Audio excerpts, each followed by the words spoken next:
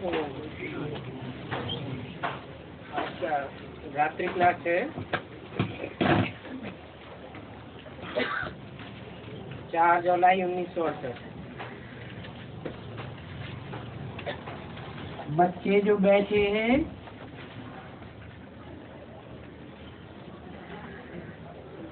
और ये जो नई बात है बच्चे समझते हैं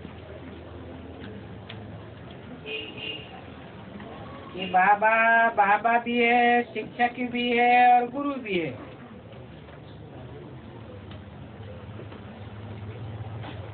और इस याद में सभी बच्चों को बैठना चाहिए। स्कूल में टीचर को जरूर याद करते हैं और कोई का गुरु है तो गुरु को याद करते हैं। और यहाँ तो ये वंडरफुल बात है कि एक ही बाप है, एक ही टीचर है और एक ही गुरु है।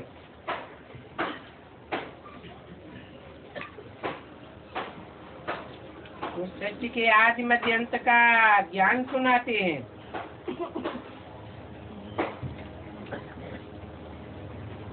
टीचर है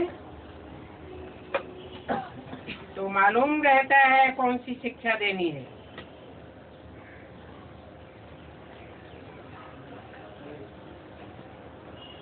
और योग भी सिखलाते हैं। योग अलग है और ज्ञान अलग है।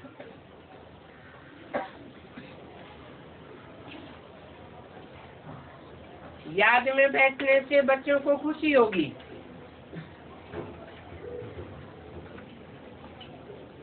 मुखड़ा हर्षित हो जाएगा।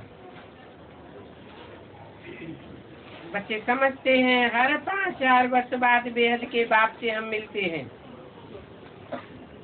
और मिलते हैं बेहद का वर्षा लेने के लिए। परंतु बहुत बच्चे कहते हैं बाबा याद नहीं पड़ता है। अरे और कुछ याद रहे न रहे, एक को तो याद रखना है।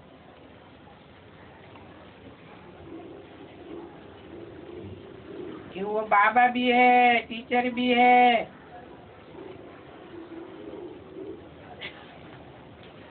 तो सारी रचना का आदि मध्य अंत बुद्धि में आ जाता है। ये भी मालूम है अभी हम वापस जाते हैं क्योंकि बाप लेने आए हैं। याद की यात्रा से हम पवित्र बन जाते हैं तो हम जाते हैं। और तुम ये भी समझाते हो कि ईश्वर सर्वव्यापी नहीं है क्योंकि सारी दुनिया तो कहती है ईश्वर सर्वव्यापी है और तुम कहते हो कि वो सर्वव्यापी नहीं है, वो तो एक व्यापी है। हम उसे एक व्यापी को याद करते हैं।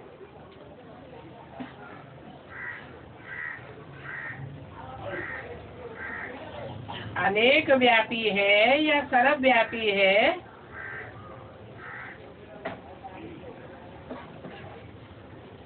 तो तुम समझ जाते हो कि ये तो रावण राज्य है, आसुरी राज्य है। परंतु ऐसा समझने वाले अपन को आपको समझते नहीं है। पहले तुम भी नहीं समझते थे, नहीं समझते थे तो रावण का पुतला बनाए जलाते थे, क्या क्या करते थे, अपन को ही ठगते रहते थे।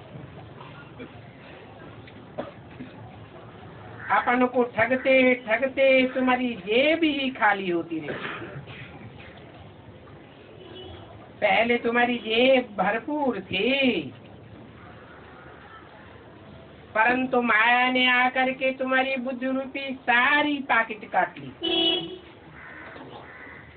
जैसे कोई जेब कटे होते हैं ना, तो हम सो का अर्थ भी बाप ने समझाया है कि हम सो ब्राह्मण हैं, फिर हम सो देवता क्षत्रिय वैसे शूद्र बनते हैं।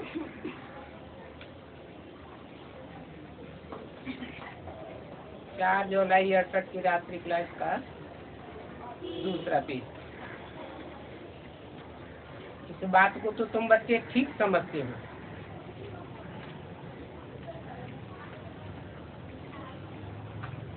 ऐसे तो नहीं है कि तुम कोई गस्सा मारते रहते हो। अभी तुम फील करते हो शास्त्रों में जो कुछ पढ़ा है वो सभी गस्से ही गस्से थे, और खर्चा करते करते जब खाली एकदम इंसॉल्वेंट बन गए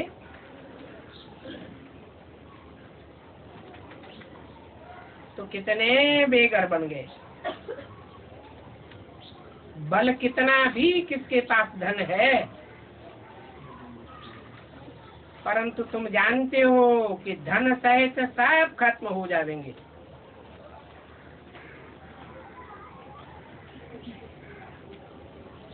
तुम बच्चे तो भरपूर हो जाते हो, बाप तुम्हारी झोली भर देते हैं।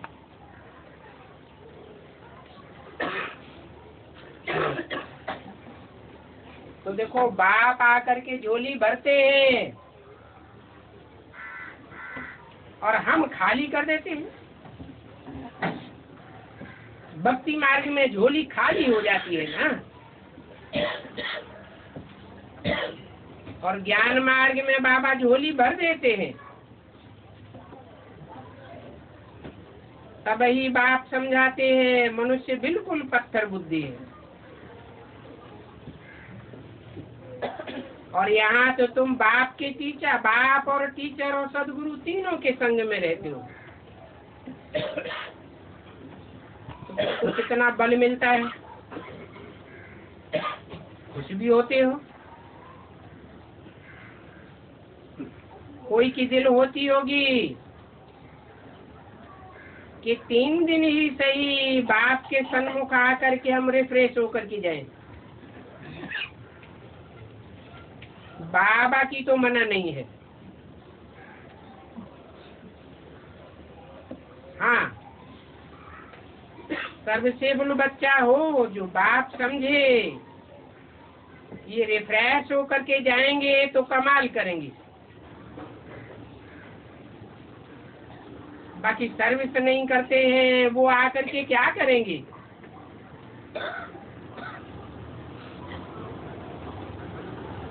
जो सर्विसेबल होते हैं वो तो पंडा बन करके ले आते हैं। बाप के सन्मुख सुन करके रिफ्रेश होते हैं।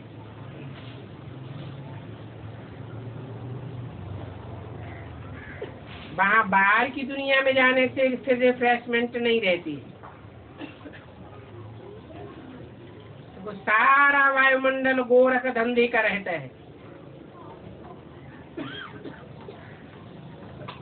तुम बच्चे घर की बातें तो यहाँ सुनते नहीं हो, उनको तो सर्विस का ही होना रहता है।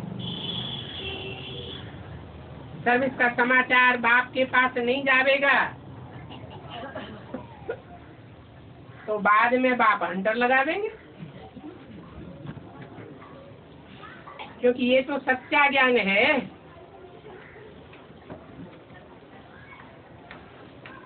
शंकर के लिए समझ लेते हैं कि वो झोली भरते हैं, क्योंकि शंकर को साकार में देखते हैं ना। मूर्ति बनी हुई है तो समझते हैं मूर्त रूप है, साकार है। तो समझते हैं कि शिव तो निराकार है, वो कैसे झोली भरेंगे। तो देखो कितना कंट्रास्ट है। एक तरफ कहते हैं विनाश करते हैं, कौन? शंकर। फिर कहते हैं झोली भरते हैं। अब दो कामों में से एक ही काम करेंगे ना, या तो झोली भरेंगे या तो विनाश करेंगे। तो देखो भक्ति मार्ग में तुम्हारा सारा जेब ही कट जाता है। शास्त्रों में कितनी कंट्रास्ट की बातें हैं। अभी तुम समझते हो कि हम आए हैं झोली भरने, किससे? शिव बाबा से। कल्प कल्प हम बाप के पास आकर के धनवान बनने आते हैं, और बाप भी आते हैं ड्रामा प्लान अनुसार, हमारे बुलाने से नहीं आते हैं। हम उनको पुकारे या न पुकारे, जब उनको आना है तो आना ही है।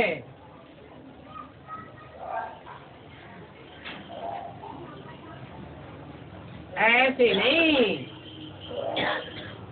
कि हमारे ऊपर दुख पड़ता है, तकलीफ होती है, हम पुकारते हैं तो वो आते हैं। ये पॉइंट्स बहुत अच्छी समझाने की है।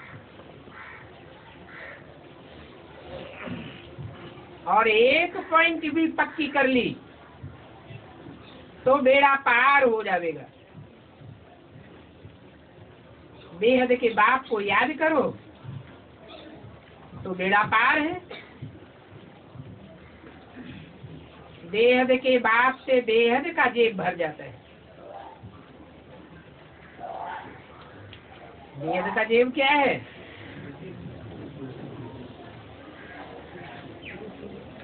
ज्ञान से, बाप की याद से, दिव्य गुणों के भंडार से और ईश्वरीय शक्तियों से बुद्धि रूपी पाकेट भर जाती है। और साथ ही साथ तुम्हारी आय भी बड़ी हो जाती है। इतनी बड़ी आय हो जाती है जो कब काल तुमको अचानक खा नहीं सकता। तुम जब चाहेंगे तब शरीर छोड़ेंगे।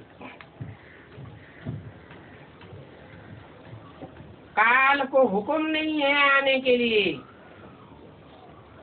क्योंकि तुम काल पर जीत पहनते हो। और ये बात सुनने के लिए, रिफ्रेश होने के लिए तुम आते हो। बाप भी कहते हैं आज मैं तुमको नई नई बुरी बुरी बातें सुनाता हूँ, और सारी बातें कितनी अच्छी रीति समझाते हैं।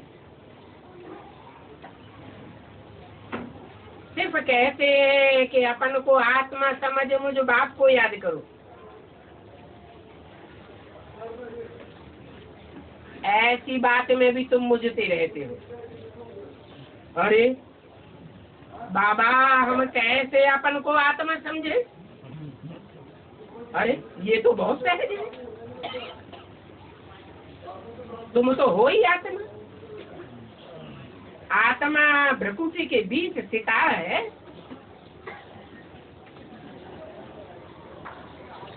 सितारे को याद नहीं कर सकते हो?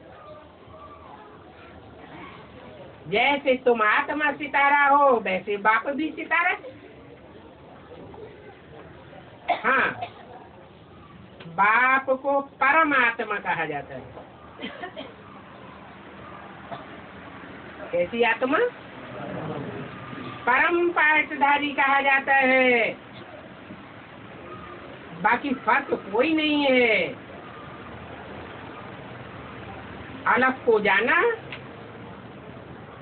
और बाप को जाना। ये नहीं कहा कि बिंदी या नुक्ते को जाना तो बाप को जाना। बिंदी या नुक्ता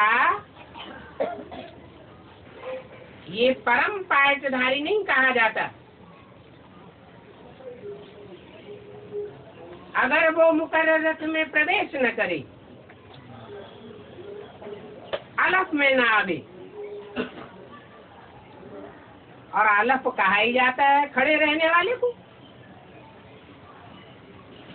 पड़े हुए डंडे को बे कहा जाता है। इसलिए भक्ति मार्ग में भी विष्णु को, शंकर को याद करते हैं, मूर्ति बनाते हैं, मंदिर बनाते हैं, पूजा करते हैं, और बे को याद नहीं करते। क्यों नहीं याद करते? है? क्योंकि बे ब्रह्मा को कहा जाता है। दूसरा अल्फाज है, वैसे भी नंबर 2 को अच्छा नहीं माना जाता।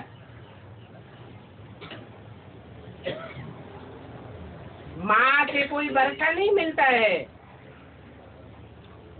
वर्षा बाप से मिलता है।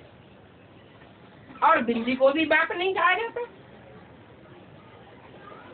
बिंदी बाप से वर्षा नहीं मिलता है, क्योंकि तुम्हारी याद भी प्रवृत्ति मार्ग की है, निवृत्ति मार्ग की याद नहीं है। इसलिए बोला है न सिर्फ साकार को याद करना है और न निराकार को याद करना है। साकार में निराकार को याद करना है, प्रवृत्ति मार्ग की याद।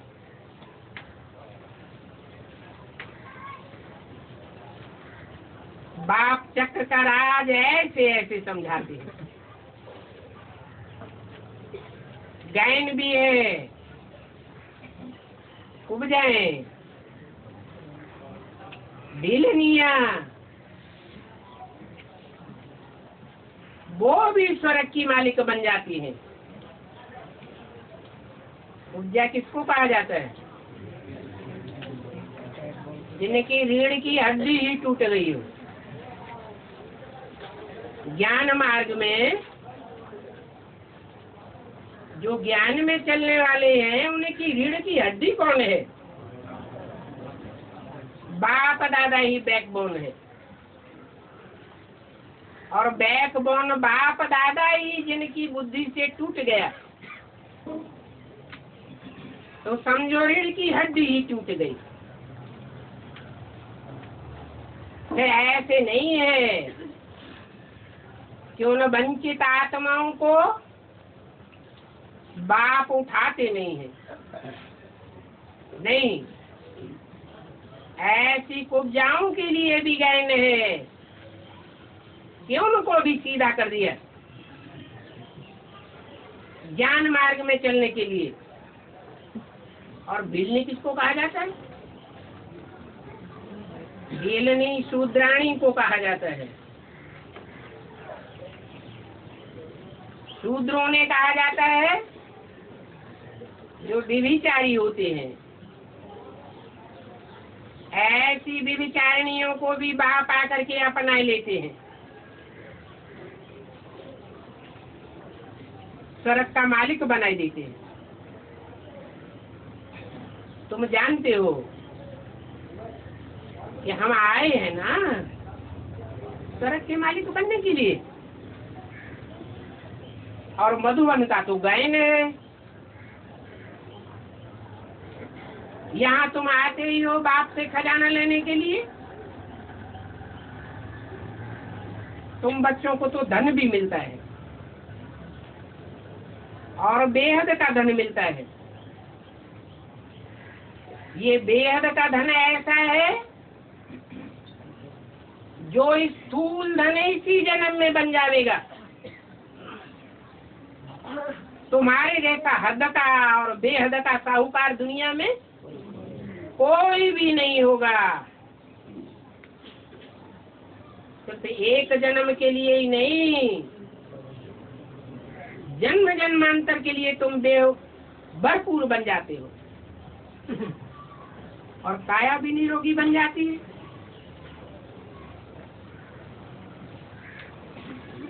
जिनकी उपमा करते आए हो वो अभी तुम बनते हो। दुनिया में तो किसी को भी पता नहीं है, ये ब्रह्मा भी नहीं जानते थे। तुम बच्चों को ख्याल रखना चाहिए कि बाबा आकर के हमको विश्व का मालिक बनाते हैं।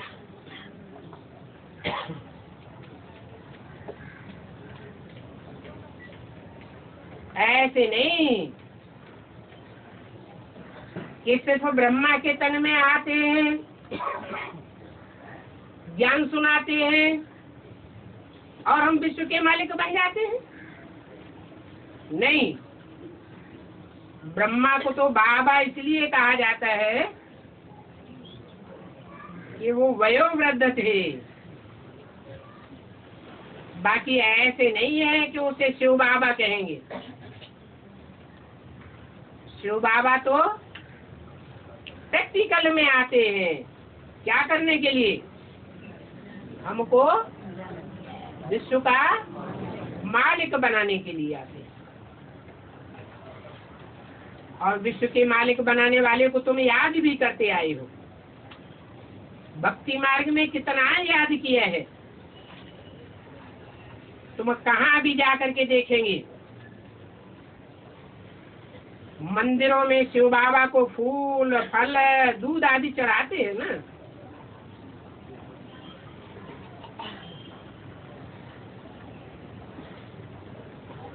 कहाँ की यादगार है? जरूर संगम युग में तुमने ये चैतन्य में कार्य किए हैं। लक्ष्मी नारायण के मंदिर कहेंगे,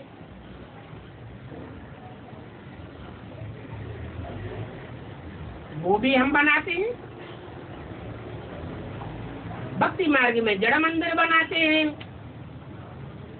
और यहाँ ज्ञान मार्ग में चैतन्य मंदिर बनाते हैं। भक्ति मार्ग में तो ढेर के ढेर मंदिर, मस्जिद, गिरजाघर, गुरुद्वारे बनते रहते। और ज्ञान मार्ग में तो हम ऐसा मंदिर बनाते हैं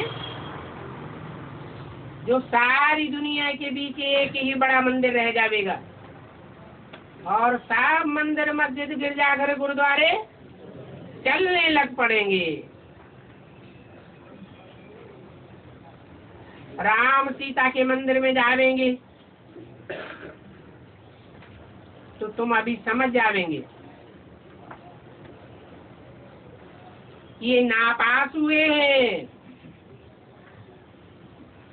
इसलिए यह बने हैं।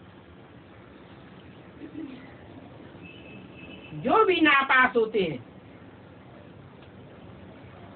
वो प्रारब्ध कहाँ पाते हैं? त्रेता युग की प्रारब्ध पाते हैं।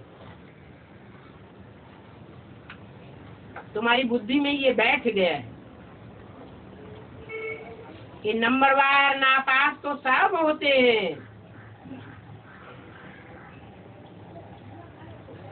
ये भी जानते हो ये सारी दुनिया मिट्टी में मिल जाएगी।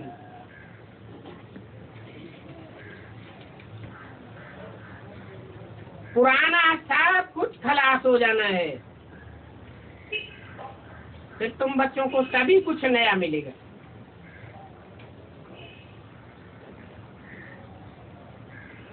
यहाँ तो है ही पुरानी चीजें, तमो प्रधान।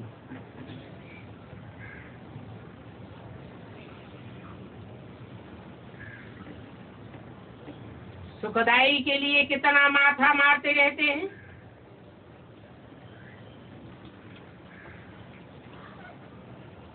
नई दुनिया में तो सब कुछ सुखदाई होगा। वहां तो ढेर के ढेर हीरे होंगे।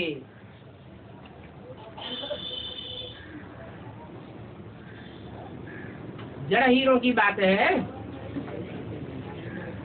जो भी आत्मा रूपी हीरे होंगे, नई दुनिया में सब चमक मारने वाले सुखदायी होंगे।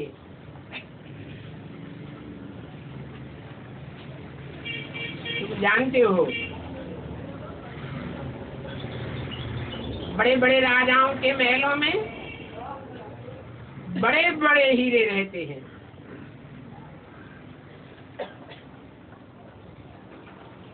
जब भक्ति मार्ग में हीरे दिखाए हैं,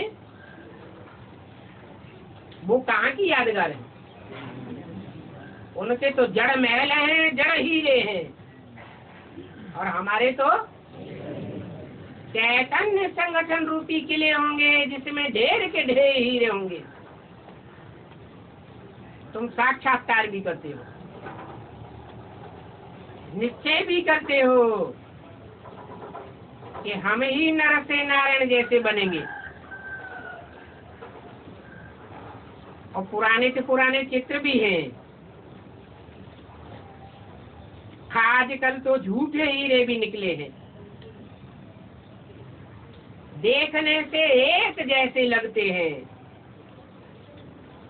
कोई समझ भी नहीं सकता कि सच्चे हैं या झूठे हैं। सच्चा और झूठा कोई भी नहीं समझ सकते। अभी ये तो युद्ध का मैदान है। कोई इस बात को समझते हैं कि ये हमारा युद्ध का मैदान है। माया हमको भरमाई देती है और बाप हमारी बुद्धि को ठिकाने लगाते हैं। कोई तो हीरे को हाथ में आकर के छोड़ देते हैं और बदले में कांच के रथा उठा लेते हैं। अब कांच के रथ तो दुखी ही देंगे ना।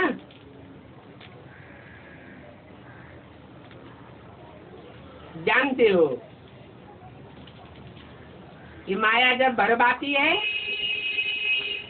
तो याद की यात्रा में माया के विघ्न पड़ते हैं। अभी उन विघ्नों को हटाते रहना है। अपनी कर्मेंद्रियों से कोई भी प्रकार का विकर्म नहीं करना है, नहीं तो 100 गुना दंड पड़ जाएगा। और अभ्यासी बनते जाएंगे, काहे के विघ्नों में फंसने के अभ्यासी बनते जाएंगे। इसलिए सदैव याद करो कि हम आत्मा हैं, और आत्मा समझने से ही बाबा भी पक्का याद आवेगा। समझेंगे कि आत्मा सभी प्रकार के संस्कार ले जाती है। अच्छे संस्कार भी ले जाती है और बुरे संस्कार भी ले जाती है। आत्मा ही कहती है हम एक शरीर छोड़ दूसरा लेते हैं। अच्छा, बच्चों को गुड नाइट।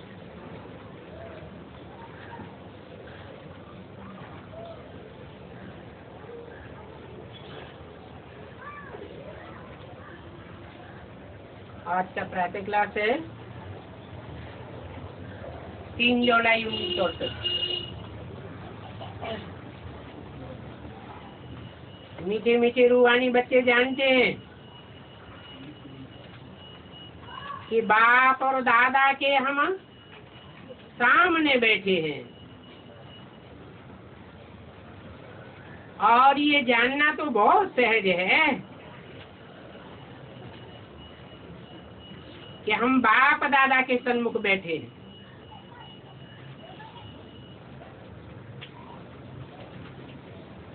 बाप दादा के मुकाबले और सारी दुनिया हमारी विमुख बनती है,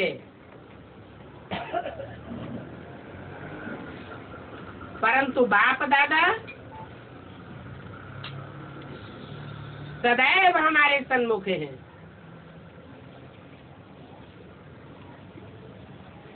हमारे ऊपर भी निर्भर करता है कि हम कितने सन्मुख हैं और कितने विमुख हैं।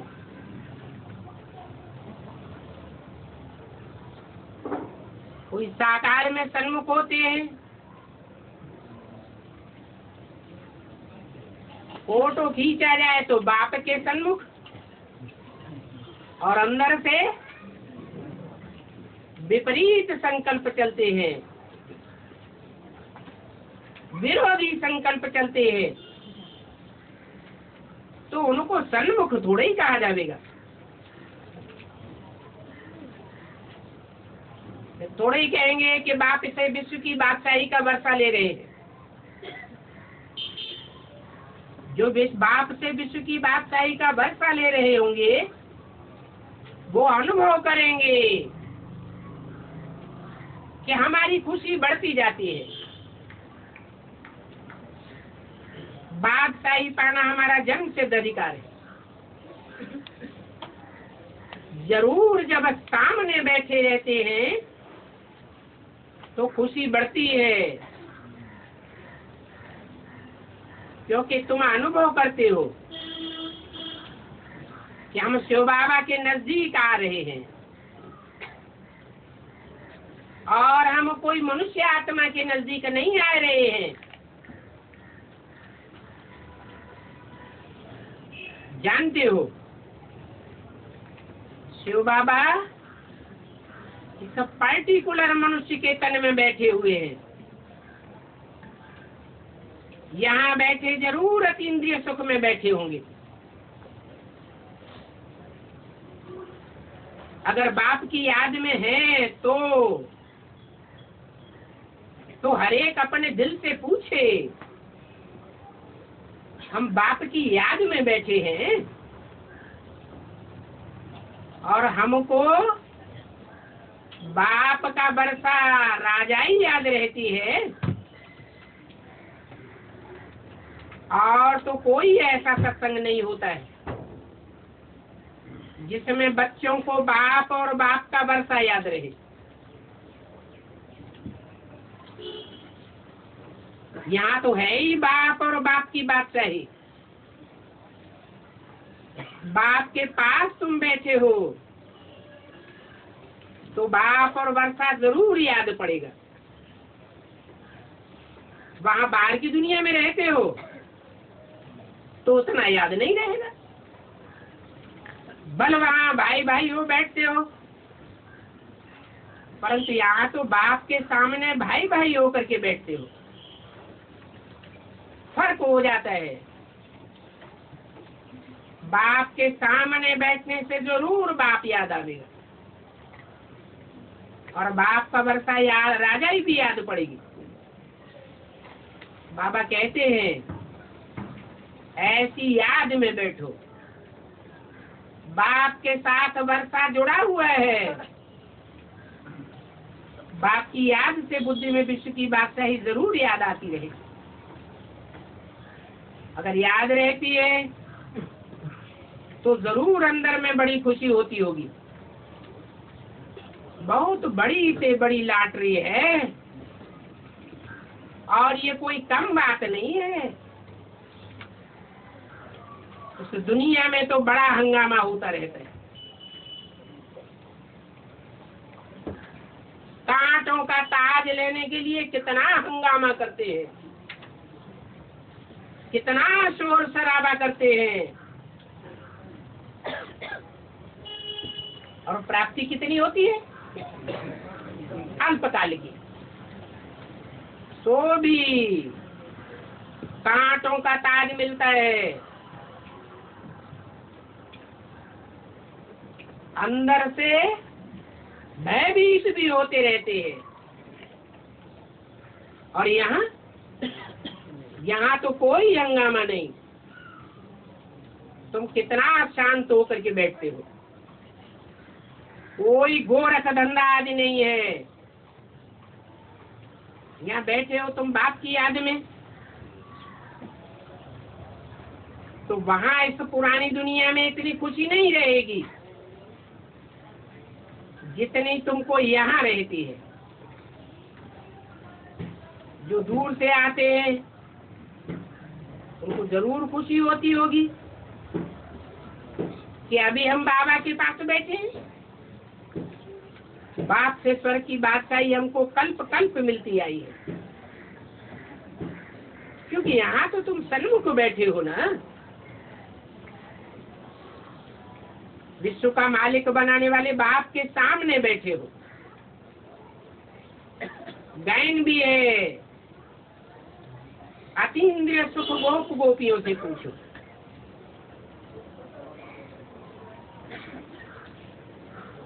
क्योंकि बेहद की राजाई देने वाले बेहद के बाप के सामने बैठे हो। सामने बैठे हो तो जरूर राजाई याद रहेगी। ये भी जानते हो कि नई दुनिया स्वर्ग को कहा जाता है, और बाप ही आकर के नई दुनिया रचते हैं। स्वर्ग किसको कहा जाता है? स्वयं स्थिति में जानने वालों को स्वर्ग कहा जाता है।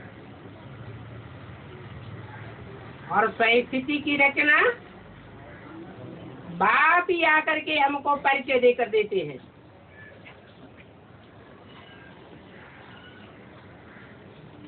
ये समझ कर जरूर बच्चों को बाप याद आता है, खुशी भी होती है। अज्ञान काल में भी कोई बाप के पास पैसे जास्ती होते हैं, कोई के बाप के पास कम होते हैं। जिनके बाप के पास बहुत धन दौलत होती है तो उनको कितना नशा रहता है, ये तो तुम बच्चे जानते हो कि हम तो विश्व के मालिक बनते हैं। बाप भी समझते हैं, तब बच्चों से समझ को जानने के लिए पूछते हैं। आगे भी समझाया था, अभी तो गायन है, अतीन्द्रिय सुख गोप गोपियों से पूछो, अर्थात मेरे बच्चों से पूछो। बाकी बाहर वालों की बात नहीं है। गोप गोपियां माने ही तुम मेरे बच्चे। बच्चों से पूछते हैं, जब मुझे अपने बाप को तुम इसमें देखते हो तो कितनी खुशी होती है। यहाँ बैठो तो आंतरिक खुशी में होकर बैठो। यहाँ से बाहर में जाते हो तो फील करते हो बरोबर सन्मुख बैठने से बहुत खुशी होती है। बाहर जाने से जैसे खुशी एकदम बिगड़ जाती है, क्योंकि और तरफ बुद्धि का योग चला जाता है। क्यों चला जाता है?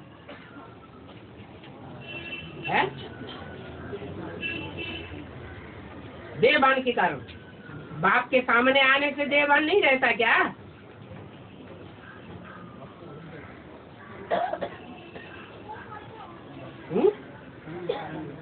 हाँ, मुख्य बात है संग का रंग। संग का रंग भी तब लगता है जब बाप साकार में आते हैं। कोई साकार का संग लेने के लिए तुम बच्चे नहीं आते हो।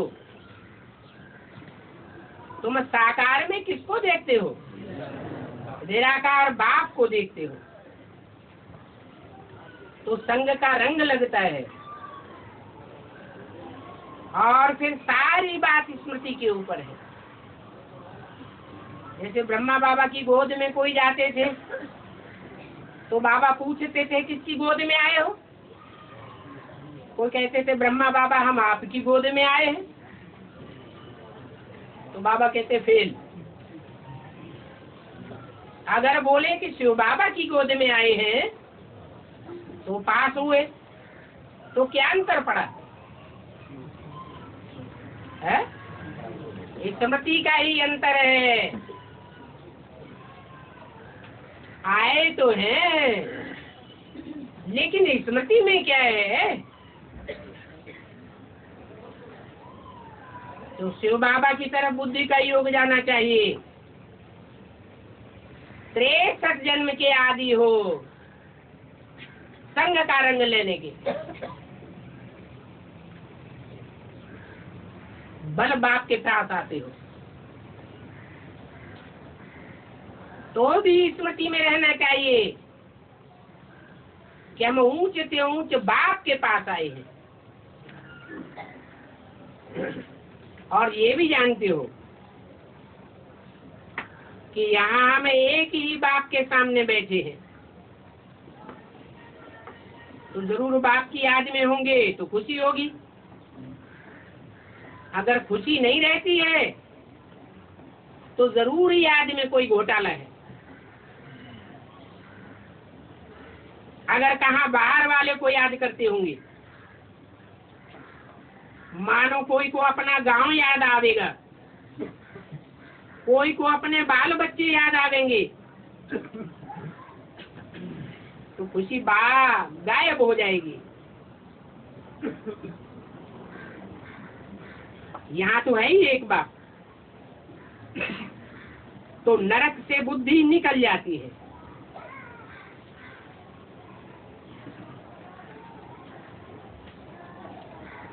बाप आते ही है नरक की दुनिया को स्वर्ग बनाने के लिए।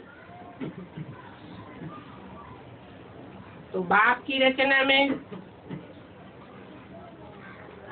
और मनुष्यों की रचना में कितना फर्क है। तुम्हारा सारा बुद्धि योग चला जाता है स्वर्ग में। जैसे स्कूल के बच्चे होते हैं, इम्तिहान पूरा होता है तो समझते हैं हम जाकर के फलानी क्लास में बैठेंगे। यहाँ तो तुम जानते हो कि हम बिल्कुल हाईएस्ट दर्जे में जाते हैं।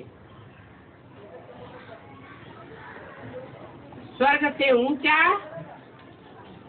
और कोई भी दर्जा नहीं होता है। तो ऐसा दर्जा इसी जन्म में पावेंगे या शरीर छोड़ने के बाद पावेंगे? इसी जन्म में ऐसे दर्जे की अनुभूति करनी है, जी के जी हम स्वर्ग में जाएंगे।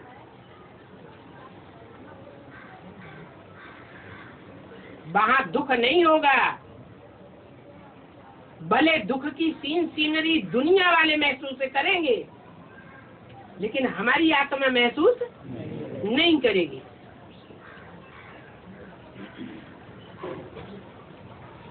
ऐसे नहीं कि और धर्मों में कन्वर्ट होने वाले ऐसा अनुभव नहीं करते होंगे,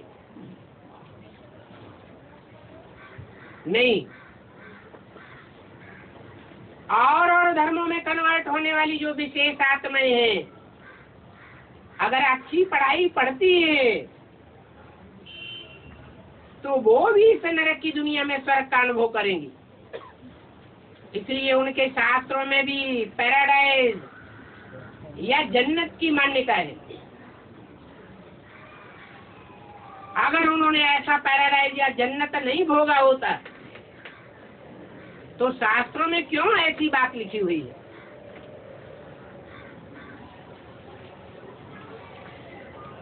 ये भी तुम जानते हो कि शांति धाम में तो शरीर की कर्मेंद्रियां हैं ही नहीं,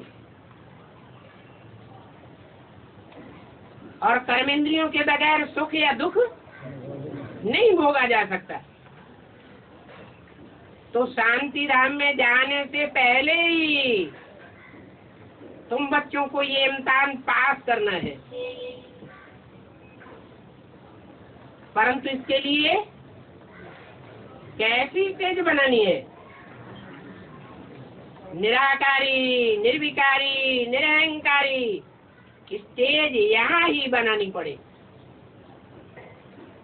जैसे बाप के लिए भी बोला है कि बाप साकार से आकारी बना, आकारी से निराकारी, फिर साकारी बनेगा। तो जो बाप के लिए वो बच्चों के लिए। बाकी वहां ऊपर में तो है शांति धाम, वहां तो तुम चुप रहते हो। यहाँ भक्ति मार्ग में बुद्धि कितनी भटकती है, और बाप आकर के भटकने से निकालते हैं। तो जब बाप की मुरली सुनते हो तो मुरली सुनते सुनते कोई तो चौंक जाते हैं। इसलिए जब अपनी चेकिंग करते हैं कि हमारी बुद्धि तो बाहर भटक रही थी, बुद्धि तो बाप की तरफ लगानी चाहिए। अगर बाहर में बुद्धि होगी तो ये प्रैक्टिस पक्की होती जाएगी, और उनको फिर स्वर्ग के सुख नसीब नहीं होंगे। इस दुनिया में स्वर्ग अनुभव नहीं कर सकेंगे। तो अभी प्रैक्टिस पक्की करनी है क्या? न बाहर की दुनिया में बुद्धि जावे, न निद्रा में बुद्धि जावे। निद्रा में जाते हैं तो बुद्धि बाहर जाती है, अंदर रहती है, बाहर चली जाती है। अभ्यास पक्का होता जाएगा। बाकी ये तो कह सकते हैं कि ये हरेक के अपने दिल की बात है, दिल से अनुभव करना है कि हम अभी कैसी पढ़ाई पढ़ रहे हैं, वो खुद ही समझ सकते हैं। ऐसे भी नहीं है कि बाप कोई अंतर्यामी है और बाप से पूछें, बाबा आप बताओ हमारी बुद्धि कहाँ है? बाप कहते मैं तो अंतर्यामी नहीं हूँ, मुझे एक एक के दिल की जानने की जरूरत नहीं है। ये तो हरेक खुद ही अपने से पूछे। बाकी इतना पक्का है कि यहाँ कोई का झूठ छिप नहीं सकता है। कोई कितना भी छिपाना चाहे, लेकिन कोई का पुरुषार्थ छुपा हुआ नहीं रहेगा। ऐसी बहुत बच्चियां हैं जिनका बुद्धि योग कहाँ न कहाँ बाहर भटकता रहता है, क्योंकि बुद्धि को धक्का खाने की ढेर जगहें हैं।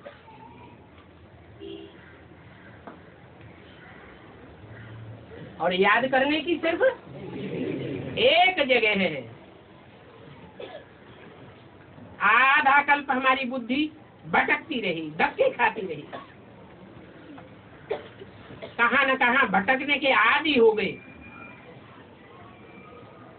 ये भी समझते हो, अगर बाप को याद नहीं करते होंगे, बुद्धि एक जगह नहीं होगी, तो जरूर कहाँ न कहाँ बुद्धि धक्के खाती होगी। तो क्या समझना चाहिए है कि 63 जन्म हमने ऐसे ही और आत्माओं से धक्के खाए हैं, और आत्माओं ने हमको अपने में लटकाया है। वो रिहर्सल अभी होती रहती है। जैसे स्कूल में बच्चे बैठे रहते हैं, कोई बच्चे तो बहुत अटेंशन से पढ़ते हैं, कोई नहीं पढ़ते हैं। कम पढ़ने वालों की बुद्धि और तरफ भटकती रहेगी। यहाँ भी ऐसे होता है। कोई की यहाँ बैठे बैठे बुद्धि लंदन की तरफ जाती रहती है, अफ्रीका की तरफ भागती होगी। ऐसे होता है।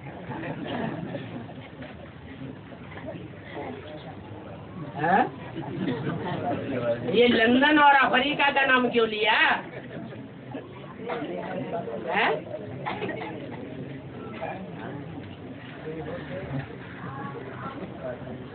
ऐसे होता है, प्रैक्टिकल में ऐसे होता है। भक्ति मार्ग में भी कोई बैठे बैठे रामायण पढ़ते हैं तो सुनने वाले को देखते हैं ये तो तबाही होकर के बैठा है।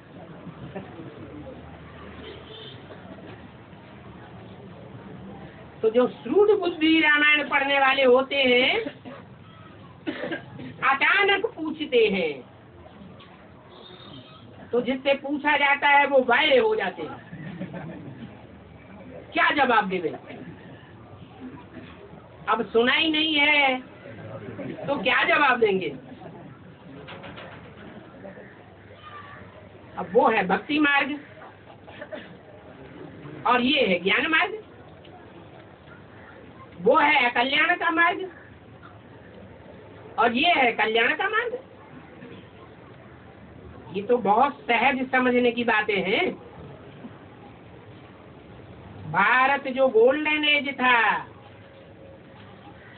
वो भारत अभी आयरन एज में है।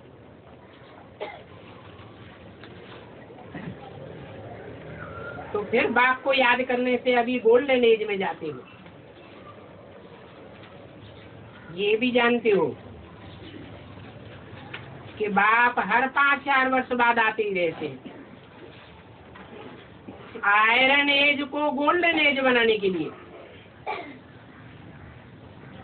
तो जिनको आयरन एज से फर्स्ट क्लास गोल्डन एज में जाना होगा वो कभी भी पढ़ाई को मिस नहीं करेंगे।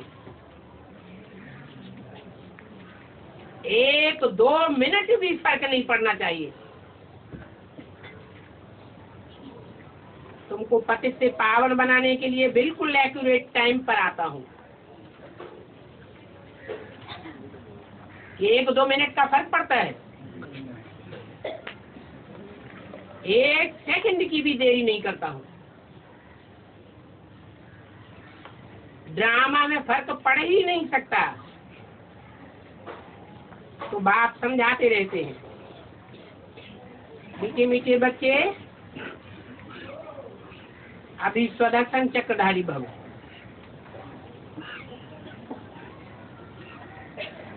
और ये सुदर्शन चक्रधारी भव का पाठ तुम बाप ब्राह्मणों को ही सिखाया जाता है। ये 84 का चक्र कैसे फिरता है? ये चक्र घुमाना सतयुग त्रेता के देवताएं भी नहीं जानते हैं। इस चक्र को जानने से तुम चक्रवर्ती राजा बन जाते हो। फिर वहां नई दुनिया में तुमको कुछ भी जानने की अधिक दरकार नहीं रहेगी। वहां तो होता ही है सुखधाम। अभी तुम बच्चे समझते हो ड्रामा के प्लान अनुसार हम भैया अपने सुखधाम में जा रहे हैं, जा तो रहे हैं और बाप भी तो पूरा रास्ता बता रहे हैं। हम पुरुषार्थ भी कर रहे हैं और दैवी गुण भी धारण कर रहे हैं, क्योंकि यहाँ ही दैवी गुण धारण करने हैं। साथ में बैज भी बुद्धि रूपी पैकेट में पड़ा होना चाहिए। तो याद रहे कि हम ऐसे बनते हैं, क्योंकि बैज में त्रिमूर्ति के ज्ञान के साथ साथ तुम्हारे जीवन का लक्ष्य भी दिया हुआ है। तुम ब्राह्मण ये कहेंगे कि ब्रह्मा द्वारा हमको यह वर्षा मिलता है, कहेंगे, कब कहेंगे? है? कब कहेंगे कि ब्रह्मा द्वारा हमको यह वर्षा मिलता है? यह हमारे कौन सा वर्षा? लक्ष्मी नारायण का वर्षा कहेंगे। माना भविष्य में वो टाइम भी आने वाला है जब तुम कहेंगे दुनिया वालों को कि हमको यह वर्षा मिलने वाला है नंबरवार पुरुषार्थ अनुसार। इसके द्वारा? ब्रह्मा द्वारा। ब्रह्मा तो शरीर छोड़ दिया, बल शरीर ही छोड़ दिया, तो भी ब्रह्मा की आत्मा कोई परम धाम वापस नहीं चली गई, वो इसी दुनिया में पैक बजाती रहती है। तो ये बैज बहुत बहुत वैल्यूबल है, तुमको वैल्यूबल बनाता है। बल ये बैज पाई पैसे की चीज है, परंतु यह इस समय तुम्हारे बहुत बहुत काम की चीज है। और इस बैज से कोई को भी चीज लग सकता है। इसमें बाप का पूरा परिचय दिया हुआ है। ये तुम्हारे ज्ञान का तंत्र है।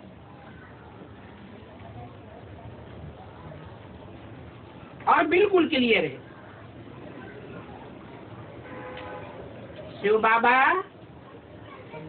ब्रह्मा द्वारा विष्णुपुरी का मालिक बनाते हैं।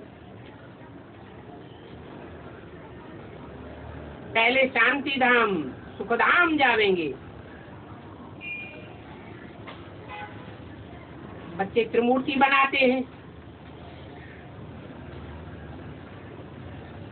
परंतु उस त्रिमूर्ति में गड़बड़ क्या किया है?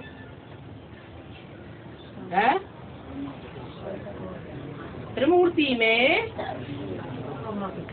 शिव का चित्र रखते ही नहीं है। क्यों नहीं रखते हैं?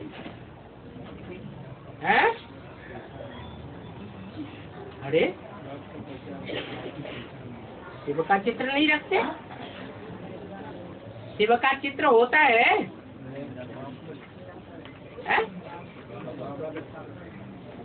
शिव बाबा का चित्र होता है या शिव का होता है?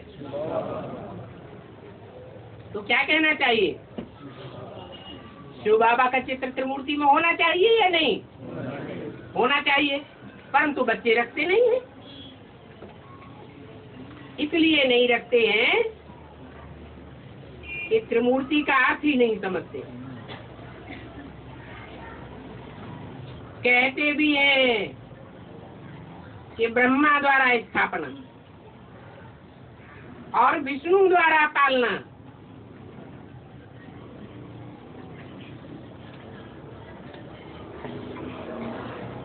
अभी तुम अर्थ को समझते हो? बाप हमको ब्रह्मा द्वारा विष्णुपुरी का मालिक बनाए रहे हैं।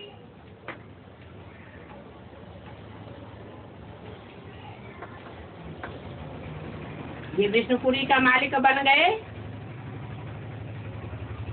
ये है अलग को समझना।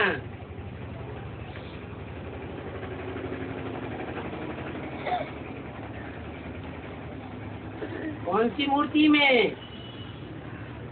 ब्रह्मा भी समाया हुआ है, विष्णु भी समाया हुआ है और हर हर बम बम की यादगार भी समाई हुई है। अगर उस अलग को ही भूल गए तो अलग के बगैर बाकी सारी भाषा लिख नहीं सकते। ए अर्थात अलग,